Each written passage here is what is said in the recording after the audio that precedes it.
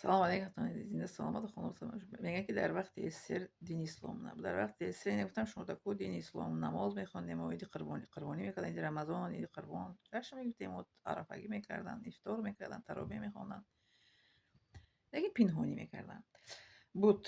Дини ислом вуҷуд дошт. Дини ислом дар ҳама вақт ҳаст. Ҳеҷ гоҳ дини ислом ҳеҷ кас аз байн намебарад. Не бача наистад дар сообщение ку. Сообщениеш 1001 хатогӣ дорад. Дар вақти СССР хостан одамон аз байн баранд. Дар вақти СССР хостан, как ки хостан, дини ислом ҳеҷ кас аз байн бурда наметавонад. Дини ислом ҳамеша буд, ҳаст ва хоҳад монд. Бале.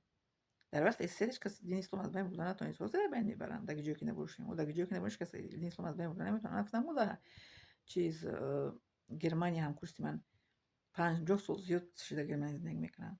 5 духтарон, 2 бача, ҳамаашон қуръонхон, намозхонанд. Дар куҷо ки инсон ки набошад, тарбияи оила аст.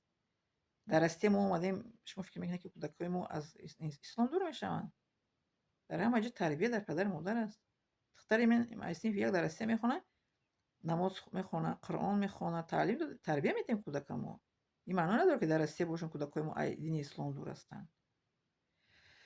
духтари мен аз синфи 2-имиш қуръонхон шудагӣ, намоза аз синни 7 солагиш нишон додагиам, намоза инака бигем нишон додагиам, намози ака намозашо мехонад. Вақте ба балоғат расид, намозашо бояд бихонад.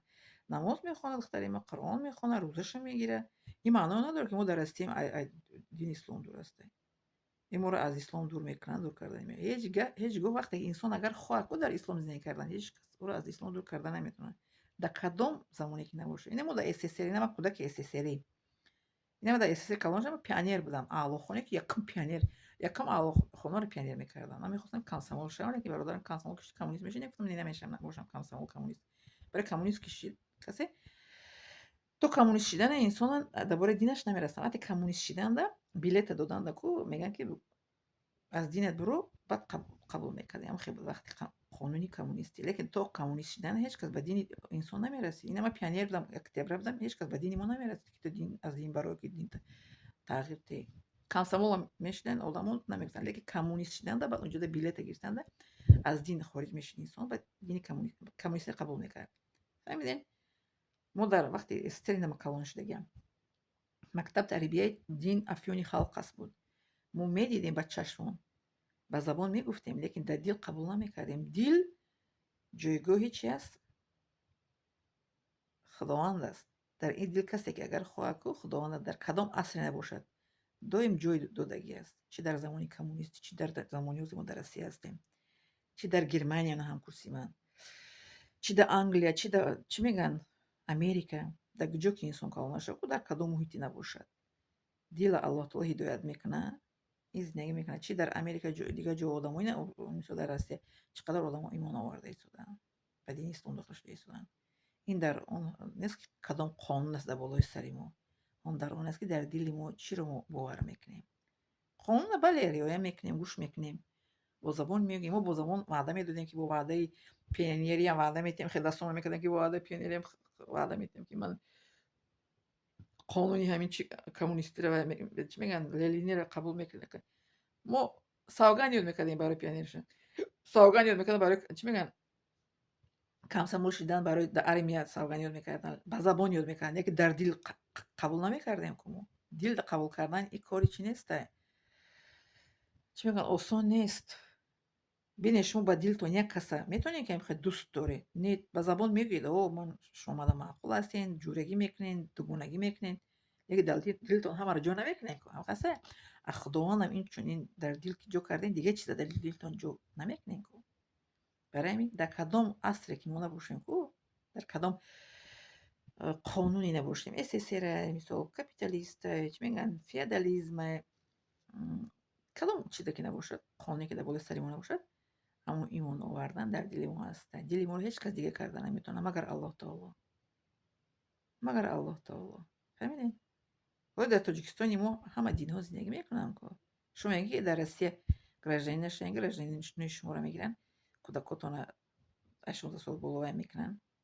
Я дар як ҷумлаи хато 1001 темаро дароварда. Хелеш наи ҳама ки чӣ пурсиям одами навистагии сообщениеро. میگه 16 ساله کودکاتون شهروند میگیرن پیش میکنن خلا بخش یوریست هم در اینجا شمرده است اما که یوریست نیست لیکن درباره که میگه که دین تون دیگر میکنن کو دین هیچ کس دیگر کردن نمیتونه مگر الله تعالی ببینید در تاجیکستان همه دینا هستن در مورد زرتشتی هم از تاجیکستان در خریستیانی هم هست مسلمان هم هست چی میگن خیلی خیلی میگن که بت پرست هم همه چی هست دین داشتن در تاجیکستان آزاد است کام هست و فرق چی است که در دیگر جز زندگی کنن در تاجیکستان همه چی آزاد شدگیه کدام دینه که خواه انسان انتخاب میکنه زندگی میکنه خاصه پس در جای عالم زندگی کنه دینش انتخاب میکنه زندگی میکنه یه گپای پست خطاتون گم نزنه که انسان در آسیا آمد از دین هیچ کس از هیچ گوه از دین خارج کردن نمیتونه مگر که انسان خودش اگر که خارج نشود هیچ کس در دین هیچ کس در آوردن نمیتونه در دین اسلام مگر که انسان خودش اگر خواهد در دین درآید من خواستم زبان عربی رو آموزم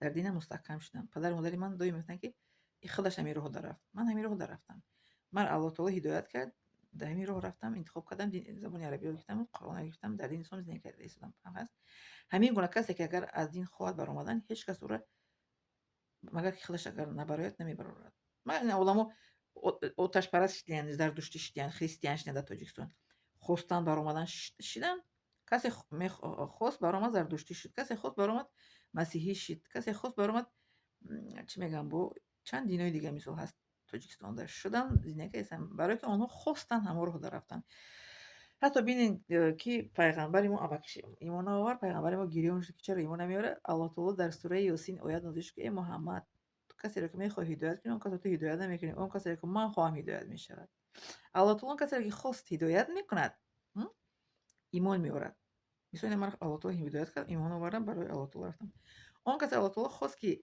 گمراه شود او رو از دین میبرد این از دین برآمدن مسلمان‌ها چقدر مسلمان‌ها از در روی عالم مسیحی شدگیان چقدر مسلمان در روی عالم در جهان ما از دین برآمده زردشتی شدن چقدر آدم مسلمان از دین اسلام برآمده اتئیست شدگیان بله الله تعالی انسان خواست گمراه میکنه خواست هدایت میکنه لیکن با خواهش انسان با خواهش دل انسان است انسان وقتی که خواست طلب میکنه الله تعالی رو هدایت میکنه انسان وقتی که خواست طلب میکنه خداوند رو از راه میبرد اتئیست میشد زردوش میشد خریستیان میشد دیگه رو از دین اسلام بسیار آدم برآمدگیان یه دختر در چیز ما دومی ما یک بچه را دوست داشت از کافکاز مسلمان شد ایمان آورد با بچه که پرت رفتکشه با از اسلام برآمد با چیزی خوش برگشت خریستیان به خودش بله خواست مسلمان شدم خسته وقتی خواست انسان الله تعالی هدایتش میکنه مسلمان میشه با خواست که از دین برآمد با الله تعالی او را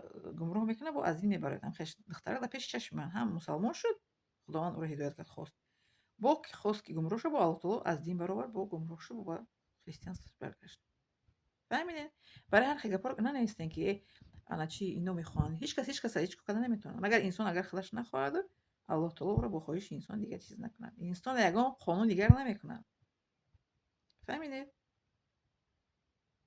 در کشورهای مسلمانی هم مسیحی زندگی میکنن در مصر هست مسیحی در سودان مخوندگی 5 سال کجا هست مسیحی در کشورهای مسلمانی مسیحی هستن آیا آنها رو من میکنن که شما مسیحی نباشید قانون اسلامی من شما میکنن من شما نمیکنن یگان قانون یگان انسان حق حقوق انسانیشه من نمیکنن انسان چگونه که خواست در گوشه که خواست زندگی میکنه این انتخاب انسان است من خواستم در اسلام زندگی کردن انتخاب کردم زندگی کرده ایستادم انسان میخواد که اتئیست باشد انتخاب میکنه اتئیست بده زندگی کردن میگیره انسان میخواد که مثلا در کشورهای اسلامی خریستیان و مسیحی ها زندگی کنن زندگی میکنن کشور اسلامی من نمیکنه برای که شما چون خریستیانی زندگی نکنید در اینجا اجازه چون میده برای که آیا هم انتخاب کرده هم دین رو زندگی میکنن و عمر بسر میبرن میادران شما